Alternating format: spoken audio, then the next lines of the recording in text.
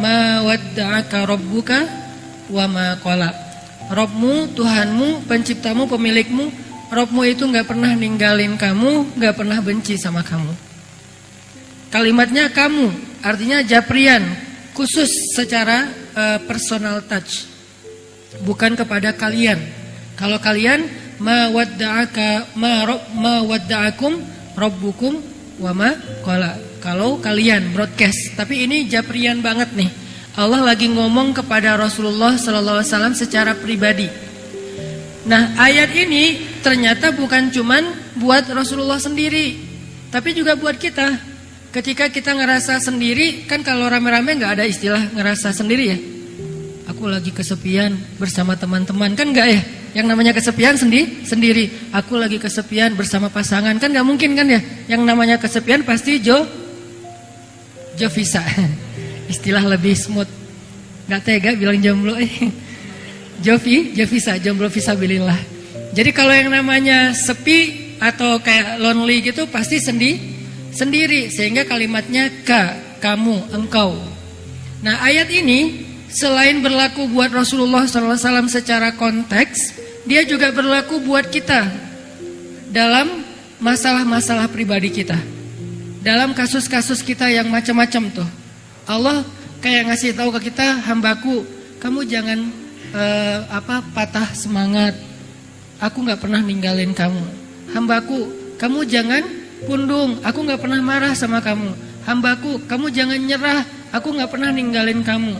Hambaku, jangan putus asa, aku gak pernah marah sama kamu. Jadi kalimat ma wadda'aka rabbuka wa ma qala ini, kalau kita tafsirkan ke ayat-ayat yang lain itu banyak banget. Salah satu ayatnya ma wadda'aka rabbuka wa ma qala itu apa? Salah satu tafsirannya al-ayah bil ayah, kalau bahasa tafsir ya, memahami ayat dengan ayat. Allah gak pernah marah kepada hamba-hambanya. Salah satunya Qul ya ibadiyalladzina asrafu ala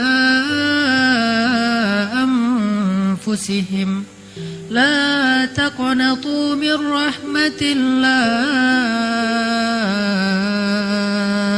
innallaha yaghfirudz dzunuba jami'a. Ini bukti kalau Allah gak pernah marah. Kita udah banyak dosa, asrafu ala anfusihim, yang dosanya itu udah gak kehitung, dosanya itu udah kelewat batas, dosanya itu udah berlebih daripada yang normal orang lain lakuin. Apa dosa yang normal? Dosa lupa, dosa gak sengaja, itu dosa normal. Tapi ini sengaja, dosa besar, berulang-ulang dalam waktu yang cukup lama, bertahun-tahun. Itu namanya asrafu ala anfusihim, udah melampaui batas.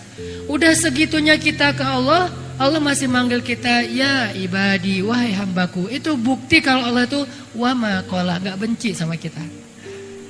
Allah tuh gak pernah benci sama kita.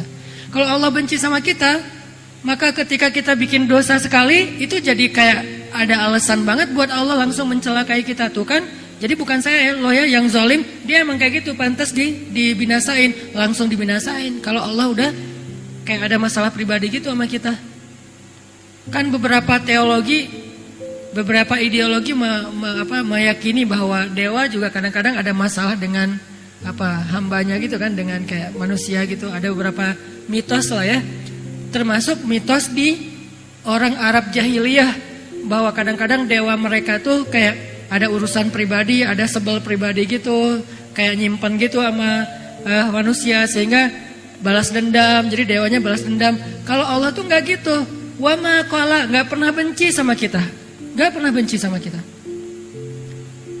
Walaupun kita asrafu, dosanya udah banyak banget, Allah gak benci sama kita. Bukti gak benci, Allah masih manggil kita dengan kalimat ya ibadi, wahai hambaku.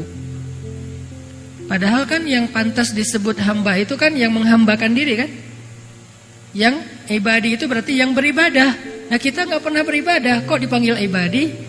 Ini berarti Allah tuh sayang sama kita.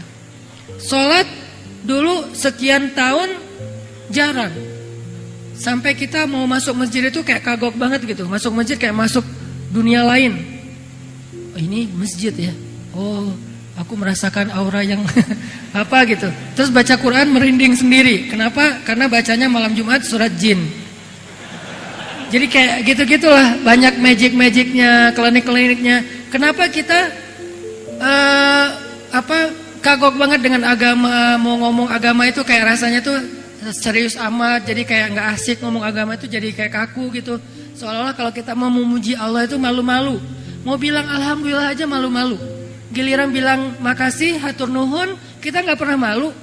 Kenapa bilang hatur nuhun, makasih, thank you, syukran, nggak malu, sementara bilang alhamdulillah malu, saking kagoknya kita dengan agama, dengan Allah. Jadi kayak bilang makasih ya Allah tuh kayak malu gitu. Kalau bilang makasih ke teman, kita biasa aja, thanks bro gitu, biasa aja. Tapi kalau ya Allah makasih atau jazakallah, alhamdulillah gitu, kok jazakallah, alhamdulillah gitu tuh kayak rasanya sungkan gitu, malu-maluin. Kenapa? Karena bertahun-tahun kita jauh dari Allah, tapi Allah masih manggil ya ibadi, wahai hambaku. Ini bukti teman-teman kalau Allah itu ma wadda'aka rabbuka wa ma qala.